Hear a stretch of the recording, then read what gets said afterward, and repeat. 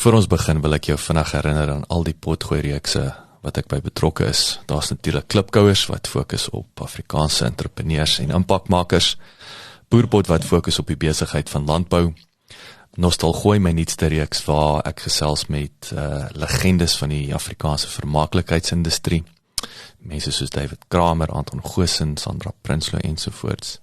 En dan my 2 nuwe potgooi-reekse, Buscrush wat die Engelse boetie is van klipkouers, en dan Pot of Gold wat gefokus is op die besigheid van mynbou. As jy in Pretoria is, kom maak gerus 'n draai hierop by ons plek in die R21 Corporate Park, genaamd Bouma at 21, waar ons 'n café het, ons het coworking space, ons hierdie raadsaal uit en my atelier is hier. So, as jy is, kom drink gerus 'n koffie en kom sê hallo. Welkom by die Klipkouer Saakondersteuningsnetwerk Potgooi radioprogram, oftewel die Klipkouer Son Potgooi radioprogram, waar ons elke Vrydag tussen 6 en 8 in die oggend met jou regstreeks gesels. En hierdie episode fokus ons op die regsaspekte van besigheid. Lekker leer, lekker luister. Op baie ernstige noot, Maree Dekker van Len Dekker Prokureurs. Julle het 4 tale daar. In julle, hoe sê mense dit? Prokureur, attorney, Baromalau, Abomeli. Baromalau, wat een is Zulu? Sê een Xhosa en een Zulu. Ek is nie self seker dit men 'n bietjie op die spot daar, so dit is 'n goeie idee een keer gewees. Ons het. Ja, ek wil baie graag 'n bietjie gesels oor emosies en besigheid. Ek het myself gevang met 'n stuk resentment binne my teenoor iemand in 'n werkskonteks en dit my laat besef ek moet vergewe en met simpatie introspeksie. Want wat weet ek nou eintlik van daai persoon? Hulle situasie, perspektief, omstandighede. Waartoe gaan daai persoon? Waar's hulle in hulle lewe? En waar's ek? Hoekom voel ek so? Hoe hanteer ek dinge reg? Wat as ek die oorsaak is? So, onvergifnis vind ek is giftig vir my. Ek weet dit. Waar ek al deur resentment moes werk, soos in 'n terapeutiese konteks en wrogings uitgeskryf het, tot ek klaar geskryf was oor elke persoon teenoor wie ek snaakse emosies het ek telkens tot die slotsom gekom dat daar's 'n baie spesifieke lens gewees waarna ek na iemand gekyk het op 'n baie spesifieke tyd van my lewe en dit het my dalk op daai stadium baie sterk laat voel teenoor iets, maar wat ook al dit was bitterlik spesifiek teenoor my scenario van daai tyd. En dis net daar waar 'n paar treetjies terug, bietjie flashbacks uit die gewete en bietjie goeie dou self-honesty. Soos wat ek mature, dan begin die prentjie anders lyk, en die storie lyk anders. En want ek is anders. So wat was daai emosie dan? Tydelik. So wat ek besef is die lewe is 'n cool storie met 'n klomp random goed wat tussenin gebeur. En ons elkeen kies ons eie soundtrack, ons maak ons eie mixtape en ons maak ons eie weer. Was dit seker nie jong mense wat ons luister nie? Weet nie wat 'n mixtape is nie. Ja, 'n playlist. Dis 'n playlist. Ja. 'n permanente playlist. Dat niemand nie asseblief moet skrap nie. Ja, so ons het 'n vibe wat ons daar buite sit en dit rippel uit en terug. So emosies is baie powerful. Dit dryf ons en dit maak die lewe real. Dit is wat ons voel buite ons sintuie. Maar kan ons ook in die afgrond in lê as dit ons oorheers. En vir koffie, thanks. Want dit kan false signals wees. Dis Dankie Adrian. Tydelike dinge wat permanent voorkom. So as die emosie nie onder beheer is van kritiese redenasie nie, dan kan dit probleme veroorsaak. So die vraag is, wie is in beheer van my mind en watter deel van my mind laat ek oorheers op watse stadium en het ek beheer daaroor? Is ek werklik rasioneel? Is dit wat ek doen en dink en besluit? Die belangrike besluite, is dit goed gegronde objektiewe oorwegings, oop kop, oop vir inspraak, oop vir nuwe insigte en leiding, nederig, nie kinderagtig nie selfgesentreerd nie. Nie die weergawe is wat ek myself vertel nie, maar die weergawe wat almal anders sien. As ek net rustig bly en luister, dan en nie altyd wil probeer oorheers en domineer en manipuleer nie. Daai deel van my is wat ek vind die probleme veroorsaak en waar die antwoorde lê. En dis nie net relevant vir my persoonlike lewe, soos wat dit wel klink nie, maar ek vind dit is net so in besigheid en in die reg. Mense het wel hulle vaardighede en werkvermoë, sure, maar hulle het ook persoonlikhede en voorkeure, neigings, gewoontes, pet peeves, downsides, dark sides, seisoene, geskiedenis, 'n presence, 'n toekoms. So tot die mate wat dit regsadvies is, moenie doos wees nie, okay? Wees net asseblief lekker. Wees lekker. En dit geld vir my en dit geld vir almal. Maar ek dink die groot ding wat ons het vanoggend ook bietjie daaroor gepraat, as jy nou gaan dink, ons dink nou oor measurements en al die goeters. Op die ou einde bestaan 'n besigheid oor 2 hoofgoed. Is 'n probleem wat ek solf, wat ek vir ander mense solf, en hy bestaan uit mense uit. So partykeer vergeet ons oor die mens. Ek wil sê en weer eens ek wil terugvat na die kleiner maatskappy. Jy het nie 'n HR department nie.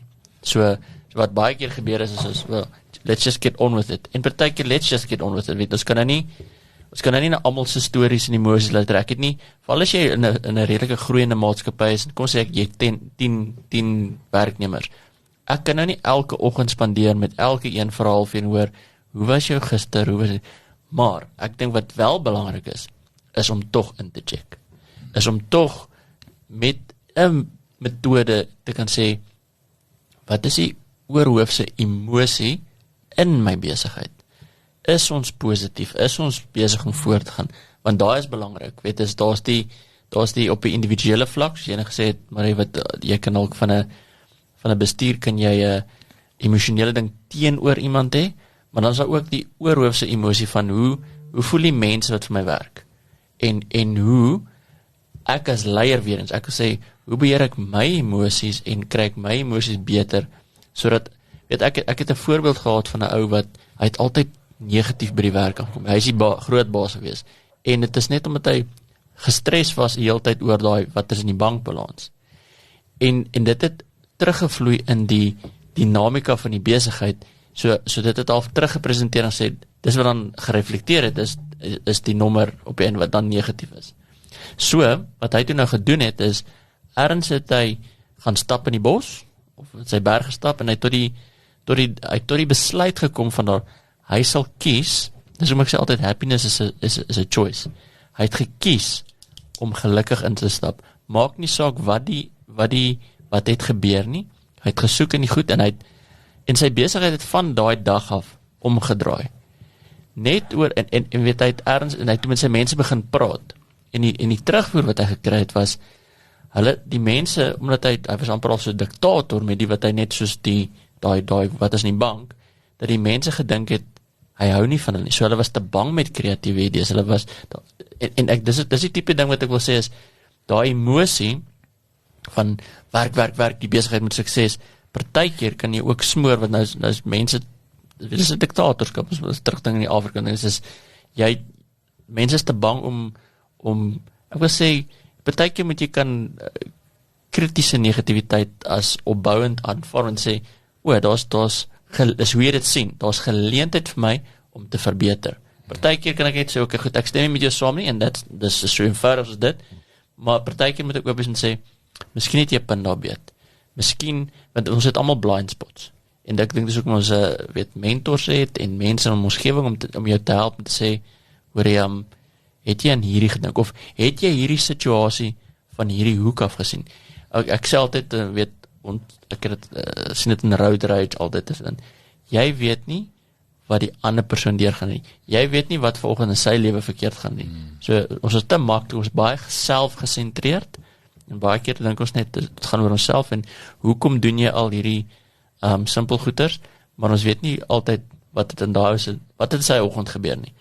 Weet, dis maar net, moet sê, wees maar net, dis nie, gaan nie altyd net oor jou emosie nie, besef dat daar's ander mense met hulle bagasie ook wat inkom. So daai, ek wil daarby aansluit, net die laaste punt, dan gaan ek terugkom na, want ek Vernest, ek het vir jou vraag, is Ryan Holiday wat praat van anger, een van sy blogposts wat ek gelees het, toe vraag hy, hoekom wat is die probleem met almal so kwaad word? Hy sê, wel, is tweeledigs. Nommer 1 is, jy maak af die kak wat jy aanjaag, en jy reageer te vinnig op die kak wat ander aanjaag. Dis kom ons kwaad word. So, en ek dink my road rage is daai, ek het vir jou ingedruk, weet nie eers af nie, hy is besig om te ontplof, ek maak af die kak wat ek aanjaag. En ek oorreageer met die ander wat nou onskuldig, net wel seker 50% van die tyd probeer indruk het, maar in elk geval. So, ek wil aansluit, interessant met, gister sit ek daar by SLC en ons het juist die gesprek gehad, en Quinte gesit en gesels, waar hulle baie vandag, jy weet hier 2018-19 was hulle 40 mense, is nou, dink 120-130 mense. Sure. En een van die prioriteite nou, wat ons gaan implementeer is, om die verskillende spanne in te bring, om een face-to-face gesprek te hê, om die emosie te gauge, visie te deel. Met ander woorde, om die waterkoeler baie doelbewus juist omdat dit manufacturing is. Dit is nie, ek wil sê, dit is nie in hierdie world nie, my punt is, alles is nie onder een dak nie. Sê, dit is nie noodwendig makliker om almal daar, dit is baie groter teams, maar in hierdie geval het jy verskillende departemente daar buite in vervaardiging, jy wil jou sonder, jy weet, intrek met hulle gesels, om die emosie te gauge en te kyk wat aangaan. Maar daar wil ek by aansluit, die een ding een van die grootste besigheidsfoute wat ek gemaak het, en dit was juist oor cashflow, snaaks genoeg, en het kom terug na die cleaning toe, dit was 10 jaar gelede, so dit is 2012 gewees. Toe ek het hierdie girl gehad, wat sy was baie sterk gewees, sy was Alicia, nou nog, sy is 'n Pool gewees. So Alicia sy was die anker in die kantoor, in die sin van, sy het met die operations, ons operations managers gewerk, ons supervisors, sy kon vinnig organise, sy is een van daai goed, en sy het gekyk na die invoicing alles, en sy het sekere goed so maklik laat lyk, dat toe ek onder pressure kom met die cashflow van die besigheid, toe begin al my aandag skuif na salaris toe. Kom kry sy so baie geld. En al my fokus, alles in my, wat my begin plaat, is hoekom betaal ons al so baie geld, en ons het cashflow issues. Ek het daar eventueel uitgewerk, en hindsight, ek het die dag actually sê ek vir Chrisna, jy weet, dis die domste ding wat ek ooit in besigheid kan doen. En die ironie van die saak is, en hoekom het is nommer 1, ek het nie verstaan wat daar waarde was nie, maar hierso is my punt. As ek eerlik was met haar oor die situasie en die probleem, sê ek nou vir jou, die girl het almal gemobilise. En ek sou heel moeilik nooit eers, weet, so issue gehad het nie. Ek sou nie, ek sou die besigheid na next level gevat, sonder om te hoef te gemerge daai tyd, om my cashflow te reguleer. Ja, alhoewel, ek sê spyt, ek het met Dominic daai tyd hande gevat nie, maar die punt is net, het kom terug weer na die eerlikheid, te sê, luister, ons is in die kakkie, so, ek het jou hulp nodig. En sulke kaliber mense, kom nie na die party toe, want hulle wil 'n day job beskerm nie. Hulle kom na die party toe, want hierdie dis die familie, hulle wil die familie beskerm. En ek wil sê, daai is vir my, en dis ego en stupidheid, in hindsight, maar in elk geval. Maar is goed, dat jy die wysheid opgedoen het, om te sê, ek het hieruit geleer, ek sal nie weer die fout maak nie. En vandag, jy is die luisteraar, ek sê altyd, ja, jy leer uit jou eie fout uit, maar is soveel beter as jy het ander se fout geleer. So hashtag meme, onthou nou dat jy dit post, wat Jacques net gesê het, as jy gefokus het net op baie keer, wees bewus van jou mense wat sterk is, en ek sê altyd, ek kry die A-players, moenie bewus wees van hoeveel hulle betaal nie, wees bewus van wat hulle vir jou inbring, en sê eerder, waar kan ek, en ek wil amper al sê, dit is so maklik, maar so moeilik ook, maar is dit nie so maklik om net een focus, kan ek nie net nog kliënte inbring, is dit nie, dis nie altyd die antwoord nie, so in cleaning was, ja, dit was glad nie ons probleem. Dis ook maar sê, dis nie in alle gevalle, maar partykeer is die antwoord net in, laat ek eerder my aandag, dat ek my fokus verskuif van hier na daar, want jy het hierdie A-player, wat beteken, as jy net nog besigheid of net nog iets anders gaan doen, gaan daai persoon net soveel meer, daai waarde verhoog exponentieel meer, as jy net 'n ander trigger gaan trek. Wat is jy, voor jy so, jy praat die hele tyd, bly net 'n bietjie stil, Ernest. Wat is jou en, so Ernest se besigheidsvernoot is ook 'n jock? Obviously het jy smaak. Jock smaak. Wat is julle, ek wil nie sê geheim nie, wat is julle resep? Want julle twee, ek het nou die dag met 'n skok besef, ek dink ek stap al amper 4 jaar pad met julle, nee? Ja, dit is al lang. Dis al rukkie.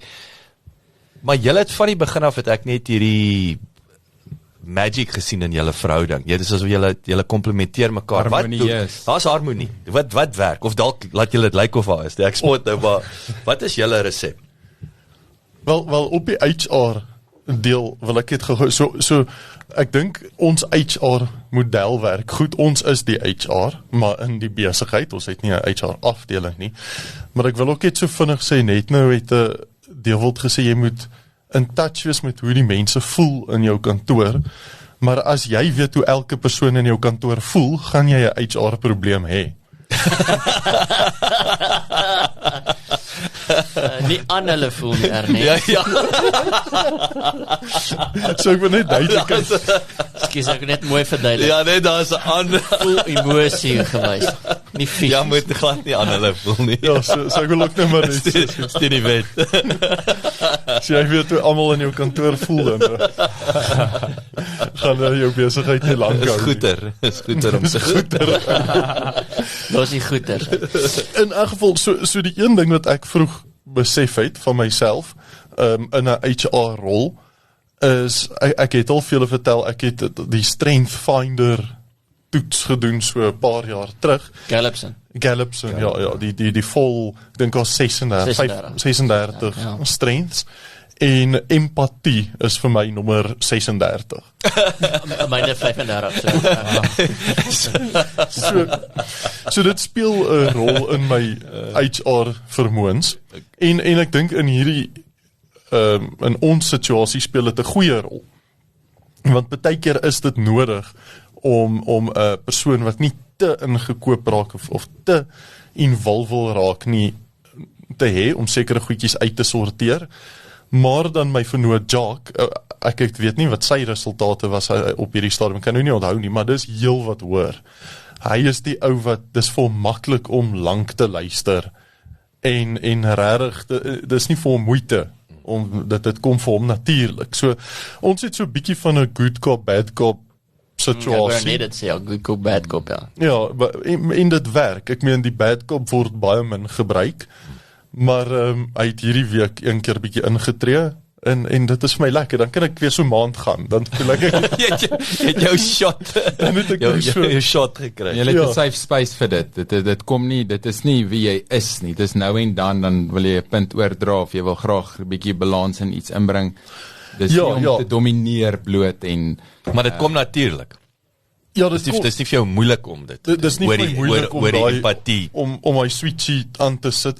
En as ek nou sê bad cop, dan praat ons nou nie van gil en skree nie. Ons praat van baie ferm wees, assertive te wees, en net weer duidelik die merkers in te kap, en te sê, die boundaries nie noodwendig jou slaan terug nie, maar duidelik net weer almal waar is die lyne, met die draak. Yes, ja.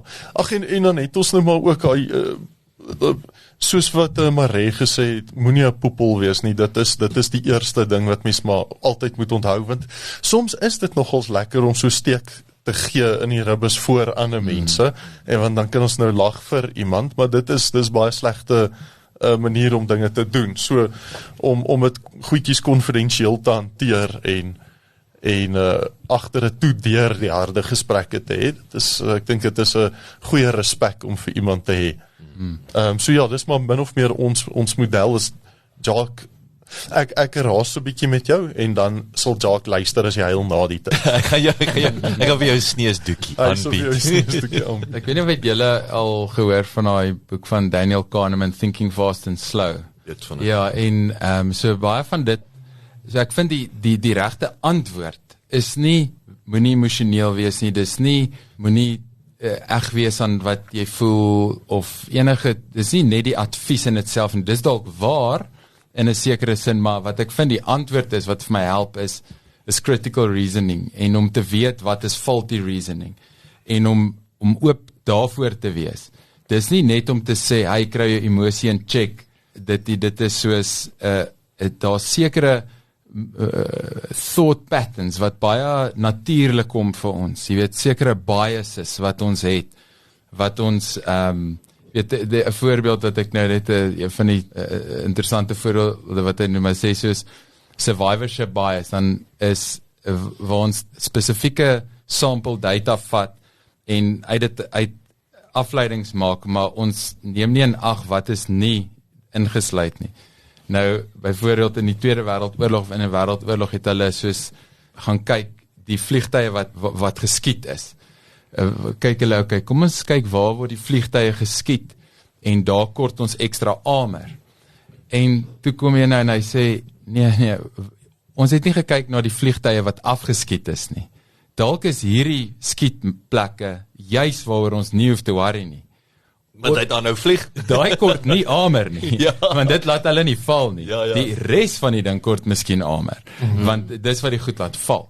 En sulke tipe, jy weet, dit is net 'n voorbeeld van 'n reeks faulty reasoning, en ek dink om net daai patrone te kan identifiseer en om wanneer iemand op daai vlak inspraak gee, net te weet, wag, hier is nie 'n aanval op my. Ek het al daai gevoel gekry, dan as iemand net vir my 'n ding wil sê, hoorie, hoekom het jy daai gedoen, of wat as hierdie gebeur, dan vat ek so 'n offense, en ek soos, ek wil nou vir jou wys hoekom dit is hoe ek het daaroor dink, en ek wil nie eers jy met daai vraag vra nie, dan besef ek, man, dis net 'n vraag, en dalk wil ek nie met die antwoord deel nie, dalk is dit vir my ongemaklik, jy weet, en dis hoekom ek nou so sterk daaroor voel, en dit is die tipe goed wat dan eventually wanneer mense net 'n bietjie meer objektief daarop reflekteer en laat reflekteer, bietjie rustiger bly, mooier luister. Ja, en om net weer te reiterate dat die relevantie daarvan in besigheid en in law is dat dit mense se besluite word baie dikwels gedryf deur irrasionaliteit en deur goeters wat nie werklik die beste in daai scenario is nie, maar dit is so 'n sterk gevoel, dit is so oorweldigend, dit voel so reëel, en dan uiteindelik, dan kan dit maak dat daai vuur en vlam, of die donkerte, jy weet wat julle noem, of iets dat, of 'n persoonlike gevoel teenoor iemand, miskien in 'n reeks swak besluite kan inlei, finansiëel, tyd, energie, so aan, en ek dink dis maar net gesond, veral wanneer ons in hierdie tye is, ons verskriklik baie druk, en ja, dit gaan ergens uitpop. Ja, so ek sê altyd, weet dit is van 'n reg of verkeerd is, weet ek nie, maar en ek dink ook my empatie so laag op die wat ek sê, as jy wil sê hoe jy voel, dan sê ek, maar gaan sit 'n rukkie stil tot die gevoel oorgaan.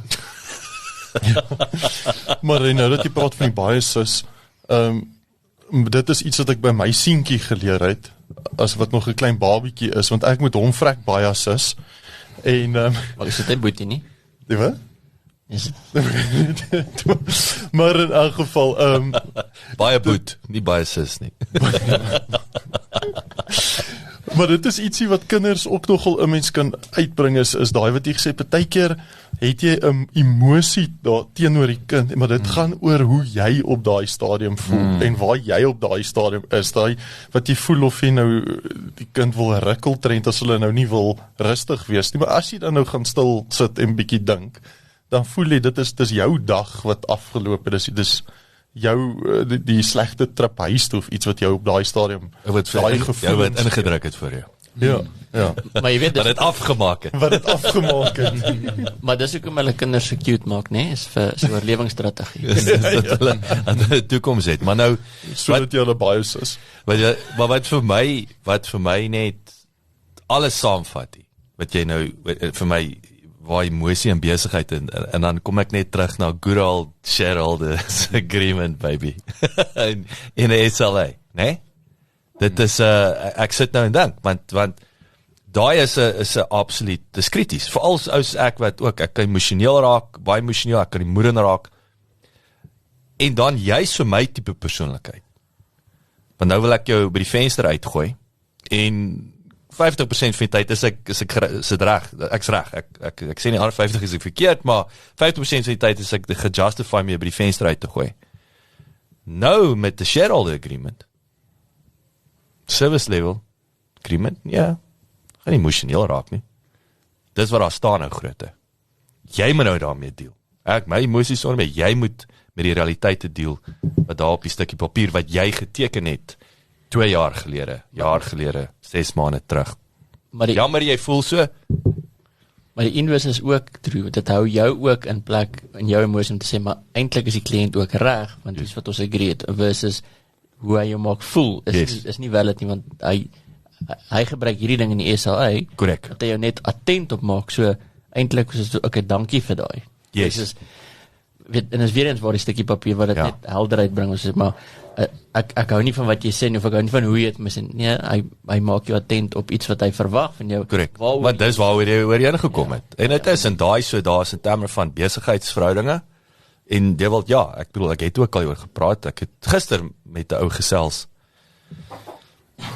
waar ons oor snaaks optrede van groot korporatiewe kliënte, wat ons al twee dieselfde is van het, sekere klere, en dit kom weer terug na, snaaks genoeg, hy bly in Potch, en toe vertel ek hom weer van die, van 'n sekere besigheidskool, en hoe ek hulle gefire het, maar dit was emosionele knee-jerk oor 'n individu, en het het my baie geld gekos, emosioneel oor een persoon, en let wel, ek wil het beklemtoon, as jy 'n kontrak in plek, maak jy 'n saak nie, al hou jy nie van daai een persoon nie, fokus weer op wat, ek het 5 ander sterk verhoudinge gehad, goeie verhoudinge, nou gooi ek uit die 20, nou fokus ek op die ek wil sê die 20% van die probleem, en het veroorsaak 80% van my emosies, as versus 80% was goeie mense, en 20% eintlik die probleem, en moes my emosionele trigger gewees, net 20%. Ja, daar kan hulle net ignore het. Ja, nee, maar dit is, ek dink jy raak aan die nerve, want daar is dalk 'n kontrak in plek. Werkgewers en werknemers het kontrakte. Dit voorkom nie labor disputes nie. So, dit is binne daai raamwerk. Dus ja, sure, jy het jou regte, maar dan moet jy op daai lyn en op daai lyn en oor daai lyn trap. Daai is die buitelyne. Wat ons van praat is wat binne daai lyne gebeur en wat veroorsaak dat mense eventually oor die lyn gaan, is daai om die persoonlikheid uit dit uit te vat en te sê, maar daai is belangrik wat jy daar sê, nee, so dit is nie, en ek wil dit beklemtoon, ons praat nie noodwendig van oor die lyn trap nie, ons praat van die konflik binne in die lyne. Ja, voor ons nog dit nou lelik raak, ja, want dit is actually hoekom, teen die tyd wanneer iemand dan oor die lyn trap, sê maar in 'n kontrak konteks, mense breek elke dag kontrakte, breach of contract all over the place, ek sê nie, glad nie, is goed nie, ek sê net, mense gee mekaar baie grace, in besigheid, in ernstige besigheid, is daar genade, daar is hoorie so, okay, ons gaan 'n bietjie laat wees, ons gaan bietjie minder lewer, of ons kan nou net soveel doen, ons moet ons pryse, ek meen, binne perke, ek sal dit glad nie, absoluut nie, ek sê nie, daar is regtig baie beweegruimte, waar mense sê, kom ons kyk wat kan ons doen, ons kan dalk julle op hierdie manier tegemoet kom, maar dan is daar emotional credit, jy kan nie die hele tyd draws maak uit 'n emosionele bankrekening, en dan vir grace vra nie, dit is nie hoe dit werk nie, daar mense, al verduidelike mense dit hoe, en sê, ja, maar come on, en ek kort dit so, dan soos, nee, dit wat jy kort, is nie meer vir my 'n prioriteit nie, want ek voel nie, jy het gesorg vir wat ek kort nie, en daai bewustheid, is nie 'n ding wat jy op papier kan vaslê nie, jy kan sê, ek sal dit so ver vat, en dan gaan ek hierdie vice grip begin vastdraai, en dan soek ek 'n grip op iets, maar het gaan jy nie vorentoe vat nie, dan moet uiteindelik, selfs in groot besigheidsverhoudings, ek meen, my pa sê altyd, jy weet, as mense 'n kontrak opstel, dan sê jy moet dit opstel soos tussen 'n Arabier en 'n Jood, jy weet, hulle wil nie noodwendig met mekaar besigheid doen, generally speaking nie, maar hulle kan dit oorbrug, dalk is daar 'n dikker kontrak, dalk is daar meer detail, dalk is daar meer sekuriteit in, maar dan is dit so, maar tog, daar moet 'n mate van basiese vertroue wees, of mense wil eventually goed uitpak, jy weet so.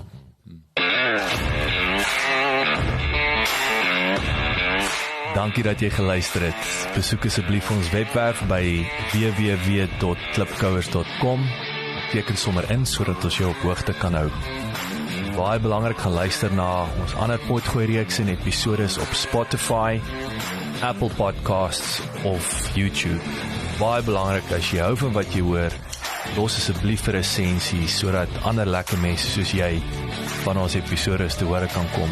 En kom volg ons op sosiale media. Besoek net vir Klipkouers op Facebook, Instagram, Twitter, TikTok en natuurlik LinkedIn.